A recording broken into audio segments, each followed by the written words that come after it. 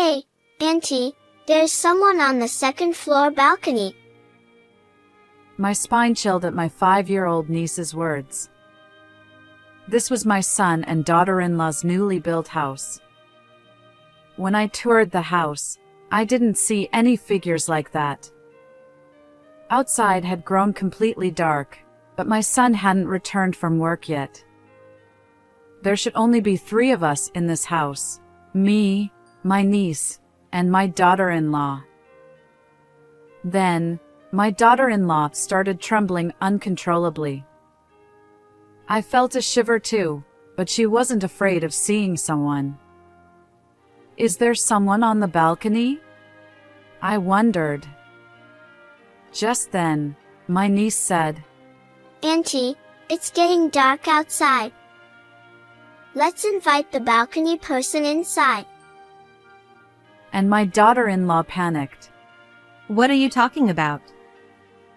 There can't be anyone on the balcony.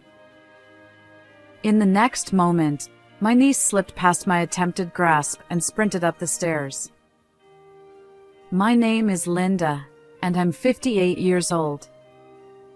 The milestone of turning 60 is approaching. I lost my husband early on, and since then, I've been living with my son, Alan. I obtained my certification as a judicial scrivener, and now I run a small office with a few staff members, having converted part of my home for this purpose. I couldn't pay much attention to my son, but he got married 6 months ago and moved out. His wife, Ali, is a bit younger than him. They met through mutual friends during their college days. Honestly, she's so beautiful that I wonder why she married my son. I vividly remember his bashful smile during their wedding. Then, I have a sister who is significantly younger than me. She and her husband struggled for a long time to conceive a child. Despite undergoing infertility treatments, it seemed hopeless. Eventually, they decided to adopt a child from a care facility. They welcomed a 5-year-old girl named Emma. She's bright and adorable, and she often visits my place. When my sister and her husband are busy, I step in as a surrogate parent. Emma sits quietly in a corner of my office, engrossed in picture books, which is a great help to me. My niece has an uncanny intuition or something mysterious about her. She'll suddenly say things like, A visitor is coming soon, Auntie. An old man-like person. She accurately predicts the age and gender of clients who visit my office. Or she'll announce, It's going to rain soon. We need to bring in the laundry.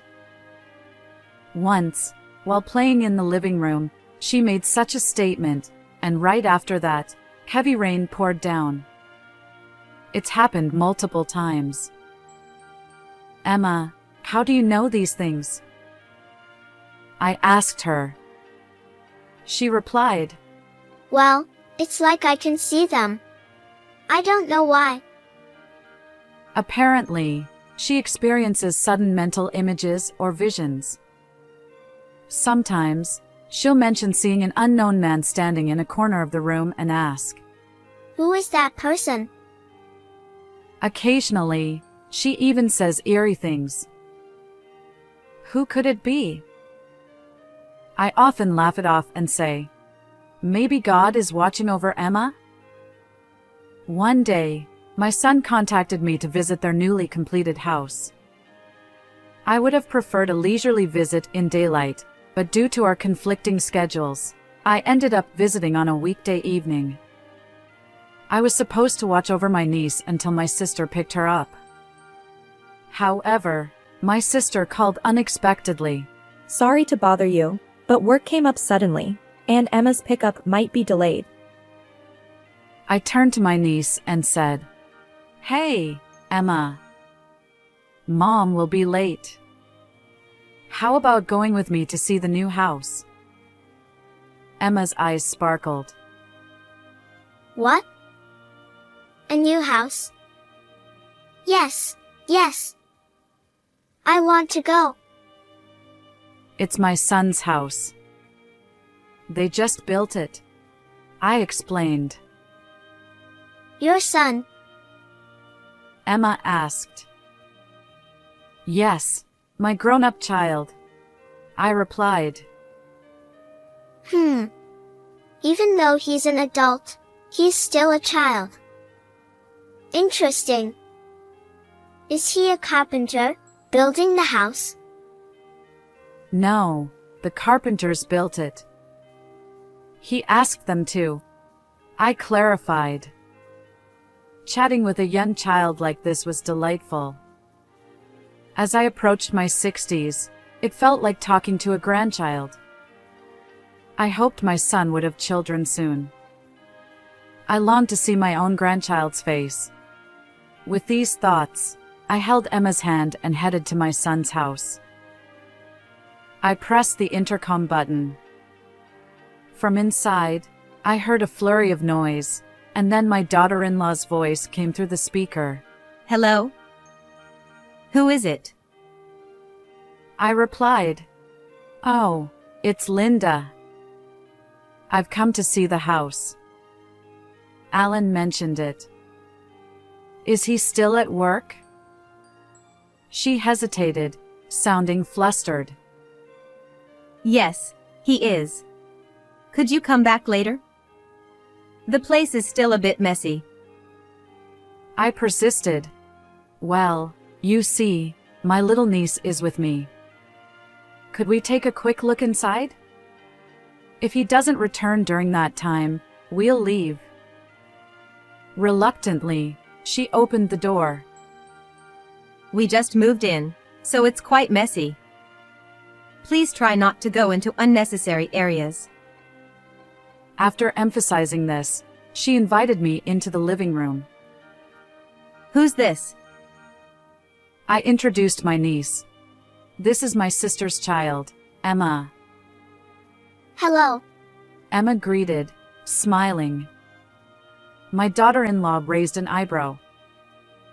Your sister's child? She seems too young to be your niece. My sister's much younger than me.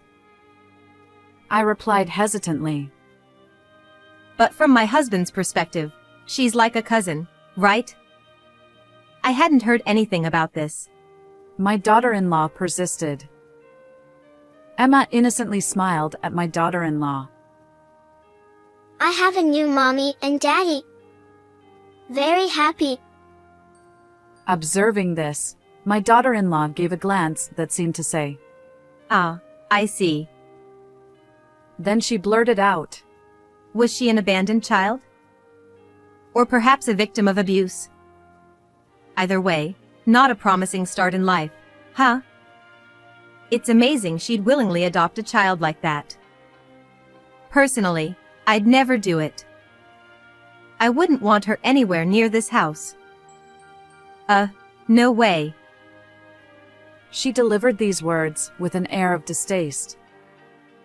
Finally, she added, Today, I suppose it can't be helped, but don't come here again.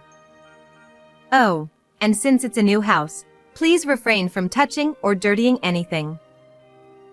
With that, she sternly instructed us. Despite my thoughts that such harsh words weren't necessary for a young child, I gathered my resolve and asked, Could you show us around, focusing on the areas we're allowed to see? She reluctantly led us to the kitchen. My daughter-in-law exclaimed, Look at this. It's a kitchen island. My dream. In the center, there was a microwave and a spacious cooking area, giving off a chic vibe. Apparently, she had custom-ordered this kitchen, and she took pride in it. The two-story new home felt open and quite spacious once we stepped inside. It's so roomy. Even if the family grows, I casually remarked. Hearing this, my daughter-in-law retorted, Oh, no way. I'm not keen on having kids. I don't even like my own, let alone a child whose origins are unknown. Can you imagine? She wrinkled her brow, managing a wry smile. What's the second floor like? I was about to climb the stairs when my daughter-in-law hurriedly blocked my way. Oh. The second floor. Well, apart from the bedroom, it's a mess with unpacked moving boxes. I can't show you around right now. Could we do it another time? She stammered. Just then, my niece piped up. Hey! Who's on the second floor balcony? The sun had set, and darkness enveloped the outside. Emma, there's no one on the second floor. Why would you say that? My daughter-in-law turned pale and trembled slightly. Because it's getting dark outside, and we should bring them in before they catch a cold. Emma innocently replied. Anxiety surged within me. Alan hasn't returned yet. Maybe we should call the police. What if it's a burglar? Cold sweat trickled down my back. If it truly was a thief, there were only 3 of us here. No, it's fine. There's no one else besides us. My daughter-in-law said, her voice shaky. But something was off. She seemed more desperate to hide something than genuinely frightened. In the next moment, my niece slipped past me and sprinted up the stairs. I hurriedly followed her. My daughter-in-law tried to stop us, but it was too late. In the entrance to the room facing the balcony, my niece stood frozen. Outside, darkness enveloped everything, and inside the room, scattered belongings made the footing uncertain. My daughter-in-law, who had climbed the stairs after us, pleaded. I told you not to come up here.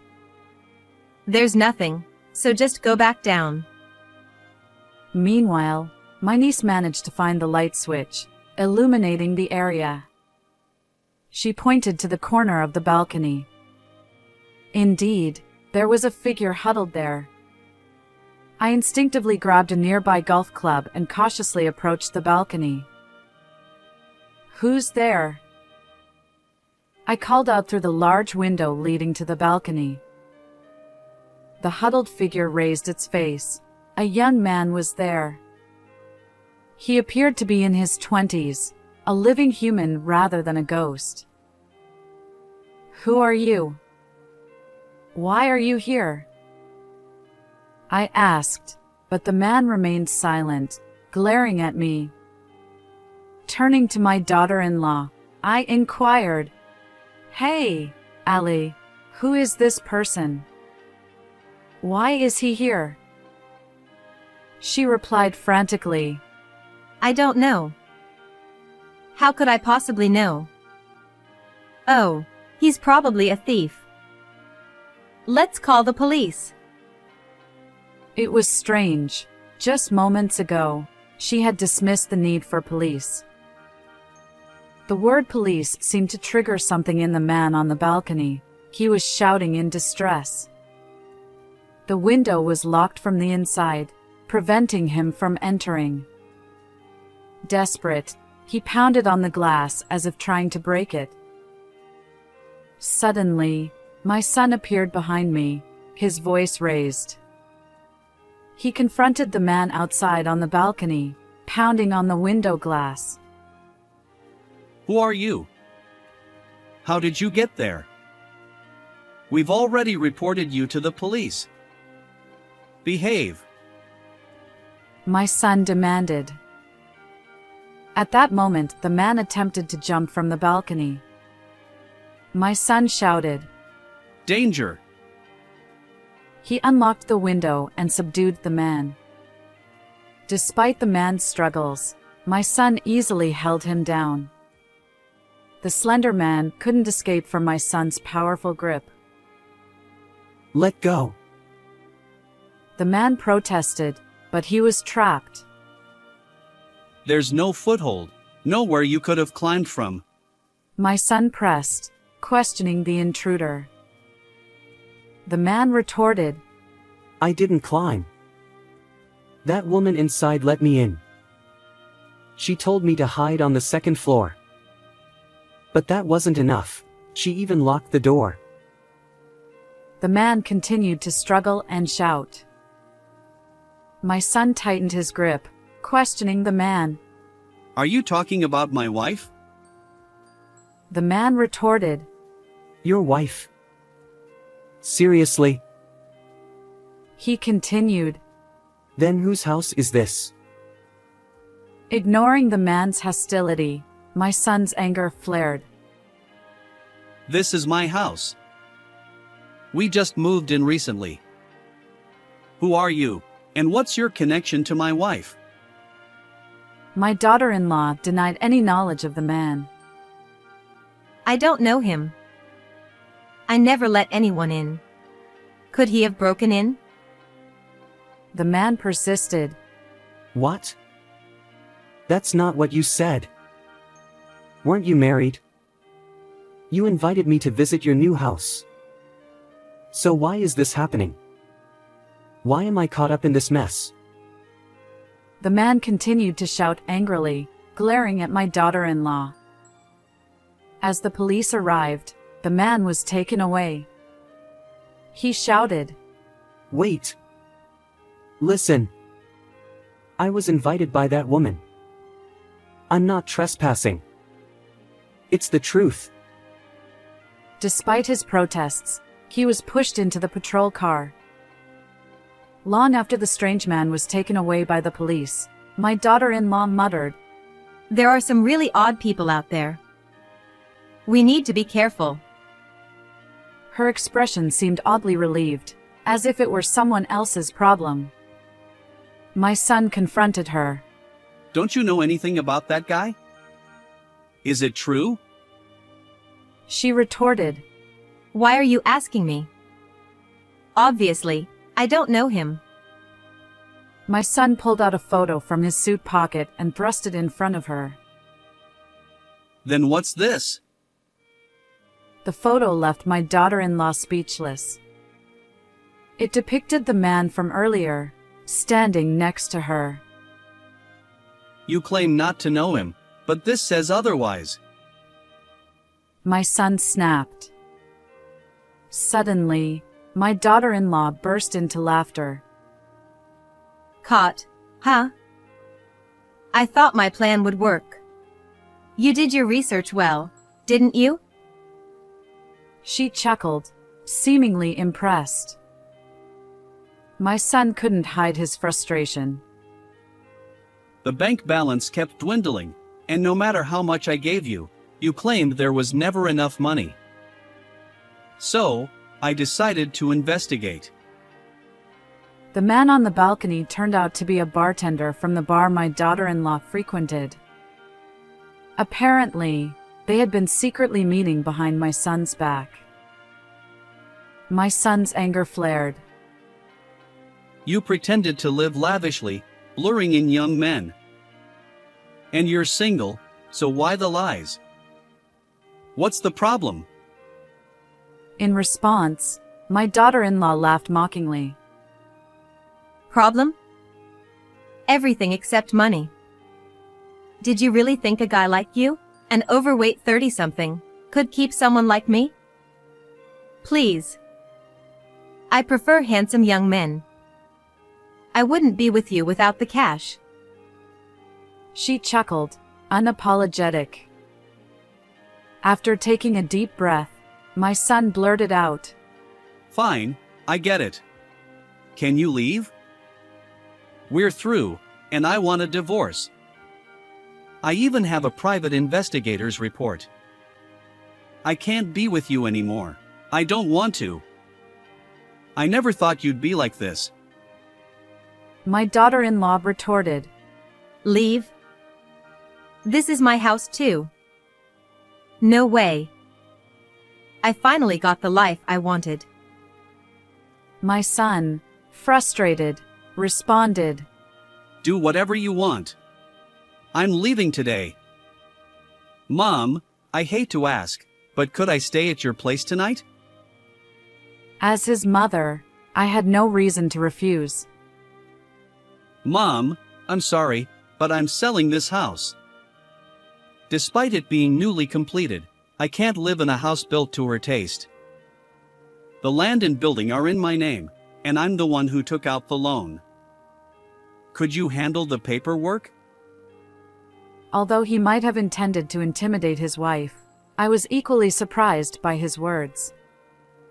I asked my son, "Are you sure about this?" As a professional, I can prepare the necessary documents. Hearing this, my daughter-in-law retorted, Sell this house? I want to live here. After all, I designed it for that purpose. Spare me that, at least. She was as self-centered as ever. If you want to keep living here, buy it from me and refinance the loan. You designed this house to your liking, so pay for it yourself. My son firmly declared. If that's the case, I'll have to work. I thought I could enjoy living in this brand new house. My daughter-in-law added lazily, Don't mention divorce. Can you really find another wife like me? Maybe you won't be able to get married again? But that's fine, right? It seems she's quite confident in her appearance. Hey, Auntie. There's an old man in the corner of the room, staring at us. It's scary. My niece clings to me, her fear palpable.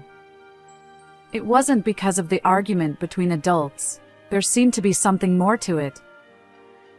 Where, Emma? Where is he? Unable to see, I ask Emma. Right there. He's standing right there. Can't you see him? Emma pleads with urgency. What's wrong with this child? Don't try to scare us. We won't fall for that. Despite her words, my daughter-in-law scans the room nervously. I feel a shiver down my spine. Could there really be something there? I wonder aloud. No way. It's creepy. You think I'd fall for this trick just because you want me out? As my daughter-in-law screamed, the stacked moving boxes tumbled down, trapping her underneath. My son rushed to free her. Although she didn't appear seriously injured, she had lost consciousness. Call an ambulance. Quickly. My son shouted. Startled, I snapped back to reality. Something vague caught my eye behind the boxes, and everything seemed to move in slow motion. The ambulance arrived, and my son accompanied his wife. As a couple, it was inevitable.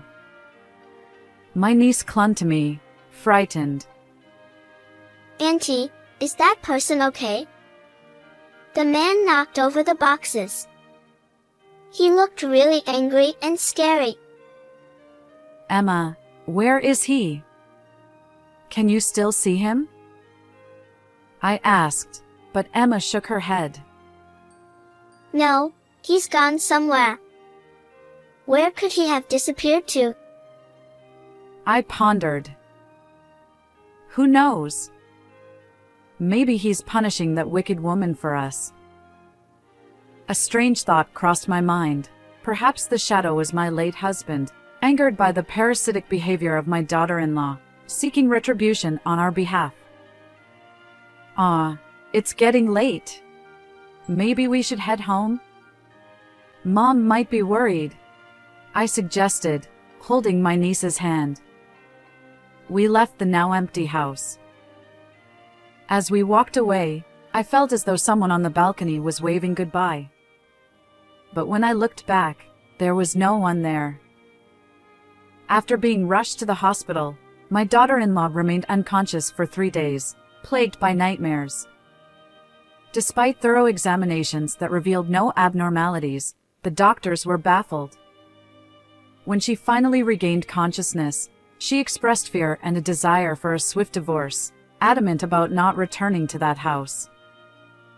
The young man taken away by the police, as my daughter-in-law claimed, was indeed a bartender. He had merely accepted her invitation to visit. However, being abruptly expelled from the balcony, he now vowed to retaliate legally. My daughter-in-law was apparently boasting to that man that she was a wealthy bachelorette. The man, in turn, believed it completely due to her extravagant lifestyle and the newly built house. Apparently, they had been secretly meeting for quite some time, unbeknownst to my son. All these revelations came to light through the private investigator's report. Now, with the help of an acquaintance who is a lawyer, we're preparing divorce mediation documents. It's ironic that my own son has become a client, but since we're blameless in this situation, I believe we can claim compensation for the inconvenience caused. We'll ensure justice is served. After building the new home, he unfortunately decided to put it up for sale. I worried that a custom-built house might not sell easily, but surprisingly, he found a buyer quickly, and he managed to clear most of the remaining mortgage. My son is currently staying with me while he looks for his next place. Although he claims he won't get married anytime soon, I secretly hope for grandchildren soon. Auntie, who's this? My visiting niece found an old photo of my late husband and asked me. "That's my husband." Niece nonchalantly replied. I remember him from that time, standing in the corner of the room. Perhaps my husband is still watching over us, I thought, gazing up at the sky through the window. How did you find this story? If you enjoyed it, consider subscribing to our channel.